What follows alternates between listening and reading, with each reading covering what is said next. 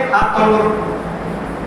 लोग निज निज कार्य और आज यहाँ पर आकर के ये बटली विधानसभा में आज हमारे एक सभा आयोजित थी और बहुत ही अच्छा रहा। यहाँ की जो जनता है बीजेपी से बहुत ही त्रस्त है और परेशान है, बहुत दुखी है बेचारी। तो ये चाहती है एक नए विकल्प के रूप में आम आदमी पार्टी को चुनना। तो हम सब मेहनत करेंगे आम आदमी पार्टी के लिए और यहाँ पे बदलाव लाएंगे। बहुत अच्छा काम करेंगे, जैसे कि पंजाब के अंदर किया है, दिल्ली के अंदर किया है, ऐसे ही उड़ीसा को भी बहुत अच्छा और सुंदर बनाएंगे।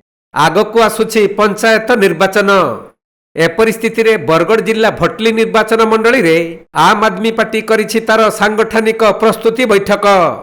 एथिरे शह शह महिला कर्मी और युव समर्थक माने जोग देइथबा बेले मुख्य अतिथि भाबे कार्यक्रम को दिल्ली रु आसीथिले आम आदमी पार्टीर सह प्रभारी टिंकू रजोरा। एही अवसर रे आम आदमी पार्टीर कर्मकर्ता माने उभय केंद्र और राज्य सरकारक कार्य को समालोचना करिथिले। आउ आगामी पंचायत निर्वाचन रे आम आदमी दल किपरि प्रति पंचायत रे विजय लाभ करिबो से विषय रे वक्तव्य रखिथिले। देखुन आज सहलारे शाहरुख लोधिया नेतृत्व में आम आदमी पार्टी सांगठनिक बैठक होती एवं यहाँ आज दिल्ली निर्देश आसी ओडिशा रे भी अरविंद केजरीवाल मॉडल रो आवश्यकता रही।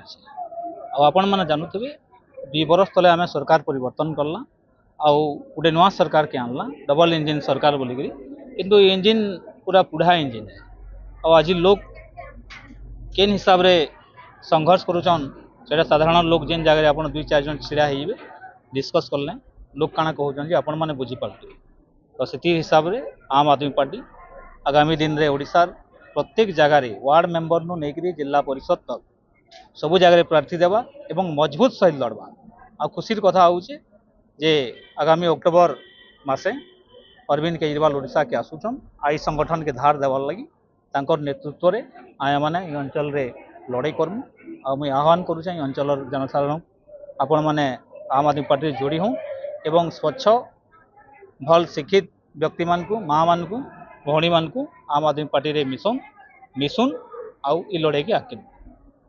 बरगढ़ अरुण कुमार मेहर रिपोर्ट कोणार्क लाइव।